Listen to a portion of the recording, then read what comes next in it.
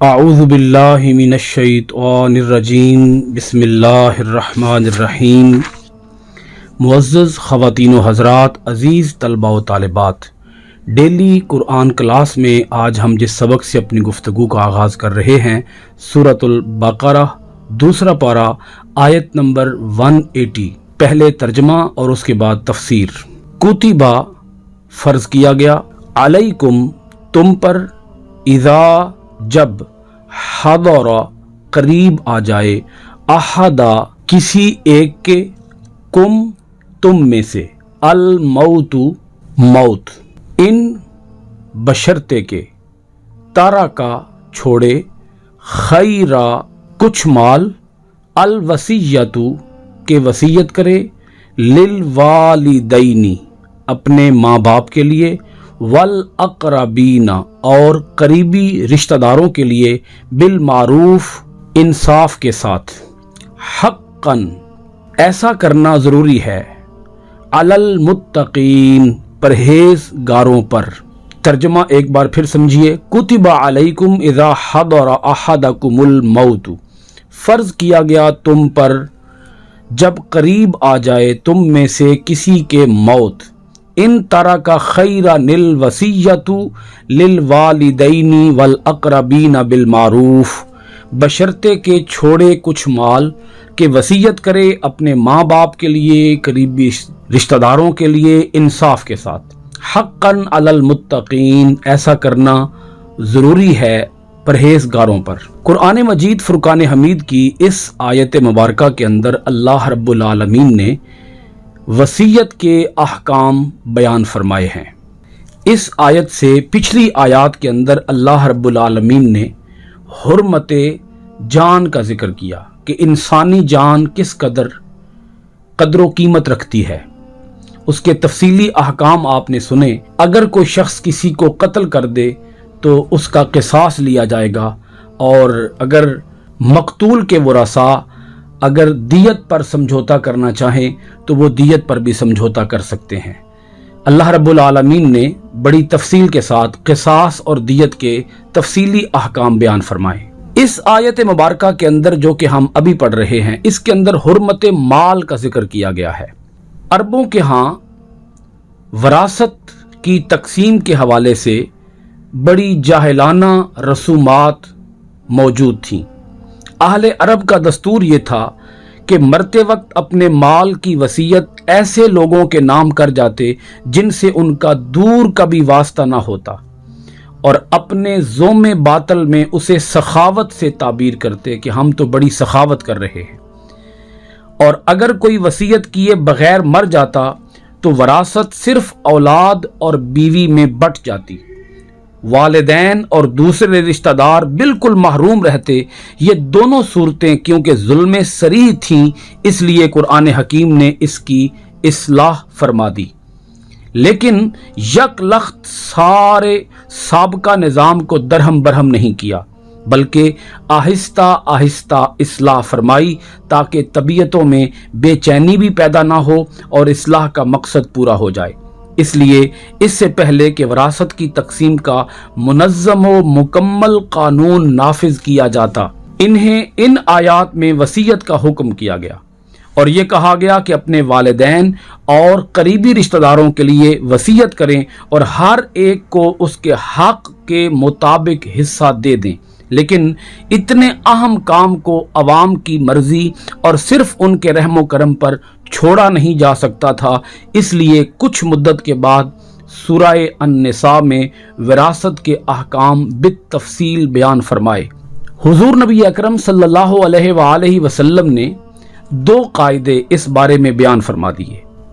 ایک قاعدہ تو یہ ہے کہ وہ رشتہ دار جو وراثت میں آلریڈی حصہ دار ہیں ان کے لیے وصیت کی ممانعت کر دی، کہ جو رشتہ دار وراثت میں شریک ہیں ان کے لیے وصیت کرنے کا کوئی معنی نہیں بنتا، کوئی جواز نہیں بنتا، وہ تو آلریڈی وراثت کے اندر حصہ دار ہیں، تو ان کے لیے وصیت نہیں کی جائے گی۔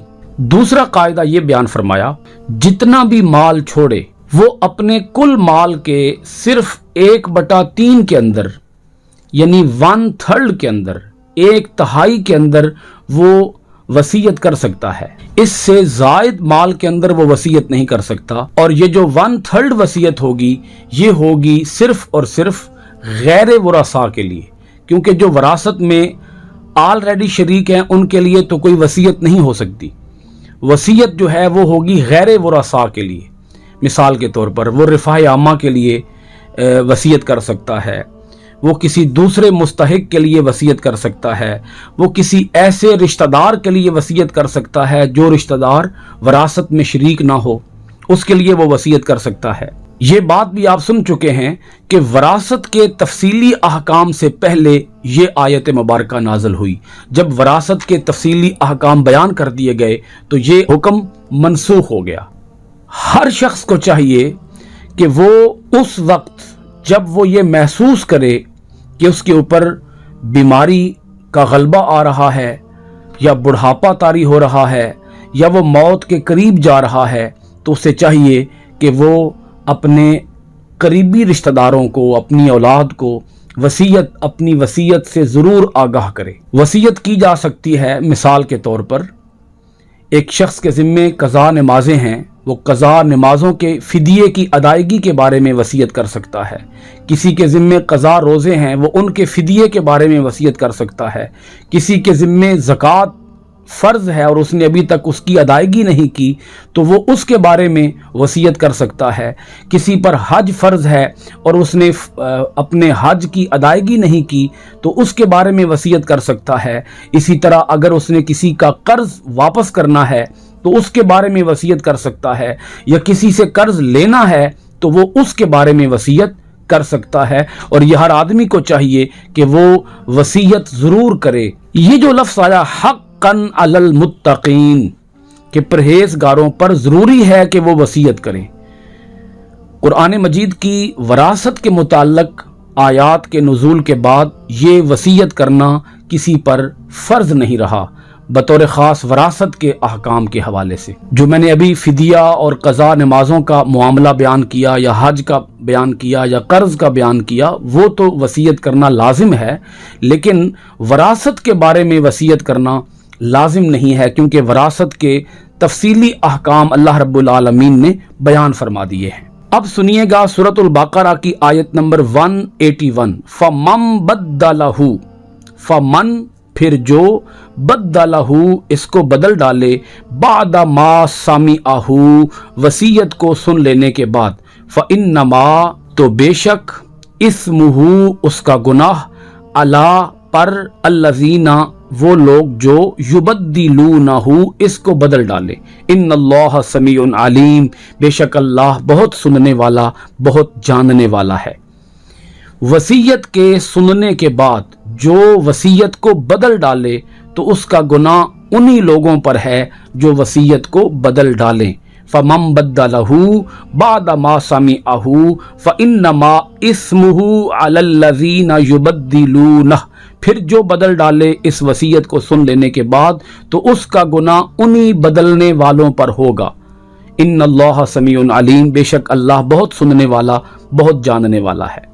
ये भी ज़माना जाहिलियत की एक जाहिलाना रस्म की तरफ इशारा किया गया है, क्योंकि वसीयत की जाती, क्योंकि उस दौर में वसीयत को बाकायदा लिखवाने का कोई निज़ाम राइज नहीं था, तो फौत होने वाला शख्स जब फौत हो जाता तो वसीयत सुनने वाला उसको बाद में बदल देता और वो अपने ज़ाती मफाद को पूरा करने के लिए या किसी रिश्तेदार के साथ जिसके साथ उसके कोई करीबी ताल्लुकात होते, उन ताल्लुकात की बुनियाद पर वो वसीयत को बदल डालता। तो अल्लाह पाक ने इरशाद फरमाया कि वसीयत को बदलना भी गुनाह है। अगर तुम वसीयत को बदल डालो और ये समझो कि कौन सा उस वक़्त कोई और पास था जिसने वसीयत को सुना, तो मैं सुनने वाला तो सिर्फ मैं ही था, तो लिहाजा मैं उसको बदल डालूं, कौन सा मुझसे कोई पूछ गुछ होनी है। अल्लाह पाक ने फरमाया ये गुनाह कबीरा है। जिस तरह गवाही को छुपाना या गवाही को बदलना या गलत गवाही देना, झूठी गवाही देना, जैसे वो गुनाह कबीरा है, इसी तरह किसी की वसीयत को बदल डालना और झूठी वसीयत لوگوں کے سامنے بیان کر دینا یہ بھی گناہ کبیرہ ہے۔ اللہ پاک نے اسی لیے یہاں پر بڑا خاص جملہ ارشاد فرما دیا کہ بے شک اللہ تو سننے والا بھی ہے، اللہ تو جاننے والا بھی ہے۔ اے وصیت کو سننے والے، اگر تو یہ سمجھ رہا ہے کہ اور تو کوئی سننے والا پاس نہیں تھا اور تو کوئی جاننے والا پاس نہیں تھا، تو یہ مت سمجھنا، اللہ ہر جگہ موجود ہے، اللہ سننے والا بھی ہے، اللہ جاننے والا بھی ہے۔ اگر تم وصیت کو سننے کے بعد اس وصیت کرنے والے کے فوت ہو جانے کے بعد وصیت کو بدل ڈالو گے تو تم پر جہنم کا عذاب ہوگا۔ اس کے بعد اللہ رب العالمین نے سورۃ البقرہ کی آیت نمبر 182 کے اندر ایک اور مغالطے کی اصلاح فرما دی۔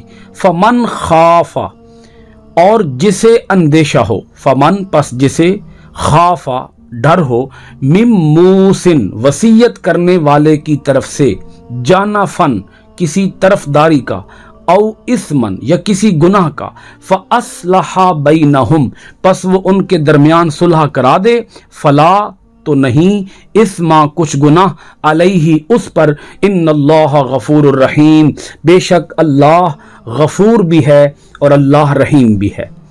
اب اس آیت مبارکہ کے اندر یہ جو اللہ پاک نے فرمایا جسے اندیشہ ہو وصیت کرنے والے کی طرف سے کسی طرف داری کا یا گناہ کا تو وہ ان کے درمیان صلح کرا دے، یہ جو اللہ پاک نے فرمایا جسے اندیشہ ہو، یہ جسے سے مراد ہے یہاں پر وصیت سننے والا، ایک وصیت کرنے والا ہے اور ایک وصیت کو سننے والا ہے۔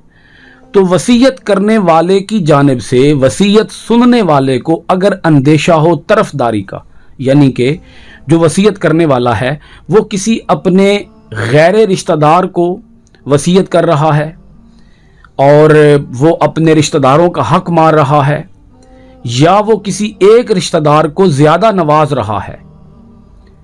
طرف داری کا مطلب کیا بنے گا کہ وہ ایک کی سائیڈ لے رہا ہے، ایک کو فیور دے رہا ہے، او اسمن یا کسی بھی حوالے سے وہ کوئی وصیت کے معاملے میں، وراثت کی وصیت کے معاملے میں وہ گناہ سے کام لے رہا ہے، ظلم سے کام لے رہا ہے، اپنے وہ تمام ورثاء کو وراثت سے کلیتاً محروم کر رہا ہے۔ یہ ہوگا مطلب گناہ کا، ظلم کا، کہ وہ ظلم کر رہا ہے اپنے رشتہ داروں کو وراثت سے محروم کر کے۔ تو جو وصیت سننے والا ہے وہ ان کے درمیان صلح کرا دے۔ اب یہ ان کون ہیں؟ جو وصیت کرنے والا ہے اور جو اس کے ورثاء ہیں، ان کے درمیان وہ صلح کرا دے۔ صلح کا مطلب یہ بنے گا کہ وہ اصلاح کی کوشش کرے، وہ رشتہ داروں کو پاس بلا لے، وہ رشتہ دار اس کو سمجھائیں، اس ظلم سے باز رکھنے کی کوشش کریں، اور اسی طرح اس کو طرفداری سے روکیں کہ وہ طرفداری سے رک جائے۔ تو اللہ پاک نے ارشاد فرمایا اگر یہ اصلاح کی کوشش کی گئی اور ورثاء اور وصیت کرنے والے کے مابین کسی بھی حوالے سے کوئی سمجھوتا کرا دیا گیا، کوئی راضی نامہ کرا دیا گیا، کوئی صلح کرا دی گئی اور طرفداری سے روک دیا گیا اور گناہ سے اور ظلم سے روک دیا گیا، تو اللہ پاک نے ارشاد فرمایا اس صورت میں پھر وصیت کرنے والے پر کوئی گناہ نہیں ہوگا، ادروائز وصیت کرنے والے پر گناہ ہوگا۔ یعنی اگر اس نے طرفداری سے کام لیا، کسی ایک رشتہ دار کو زیادہ نواز دیا یا کسی ایک رشتہ دار کو کلیتاً مکمل طور پر وراثت سے محروم کر دیا، ایک وارث کو وراثت سے محروم کر دیا، تو اس صورت میں اس پر گناہ ہوگا۔ اللہ پاک ارشاد فرماتا ہے اصلاح کی کوشش کرو۔ اگر تم نے اصلاح کی کوشش کی اور وصیت کرنے والے کو اس جرم سے، اس گناہ سے روک دیا، ان اللہ غفور الرحیم بے شک اللہ بہت بخشنے والا اور بہت رحم فرمانے والا ہے۔ یہ ہیں دین کے وہ احکام کہ جن سے اشتعال ختم کیا جا سکتا ہے، دشمنی ختم کی جا سکتی ہے، حسد ختم کیا جا سکتا ہے، کینہ ختم کیا جا سکتا ہے۔ عام طور پر جو قتل کی وجوہات بنتی ہیں وہ وراثت ہی بنتی ہے، مال بنتا ہے، دولت بنتی ہے، جائیداد بنتی ہے، زمین بنتی ہے، پراپرٹی بنتی ہے۔ تو اللہ پاک نے یہ مضمون دونوں جوڑ کر بیان کیے ہیں۔ پہلے قتل اور قصاص اور دیت کے احکام بیان ہوئے اور اس کے بعد وراثت کی وصیت کے احکام بیان ہوئے۔ تو اللہ پاک نے ان دونوں مضامین کو جب جوڑا تو اس سے ہمیں یہ نتیجہ حاصل ہوا کہ ہمیں اپنے دلوں کے اندر مال کی محبت نہیں رکھنی چاہیے، زمین کی محبت، گھر کی محبت، پراپرٹی کی محبت اگر یہ ہمارے دلوں کے اندر گھر کر جائے گی اور ہم اس جائیداد کی اور زمین کی اور پراپرٹی کی محبت اور ہوس میں مبتلا ہو جائیں گے، لالچ میں مبتلا ہو جائیں گے، تو ہم قتل جیسے گھنونے جرم سے بھی باز نہیں آئیں گے۔ لہذا ہمارے دلوں کے اندر یہ دنیا پرستی نہیں ہونی چاہیے، حب مال نہیں ہونی چاہیے، اور مال کی ہرس اور ہوس نہیں ہونی چاہیے۔ اس صورت میں ہم امن قائم رکھ سکتے ہیں، قتل اور اس طرح کے اور دیگر جرائم سے ہم بچ سکتے ہیں۔ اللہ تعالی ہمیں قرآن مجید کی ان آیات بینات کے اوپر صحیح معنوں میں عمل پیرا ہونے کی توفیق عطا فرمائے۔ آیت نمبر 182 تک گفتگو مکمل ہوئی۔ بہت شکریہ۔ السلام علیکم ورحمۃ اللہ وبرکاتہ۔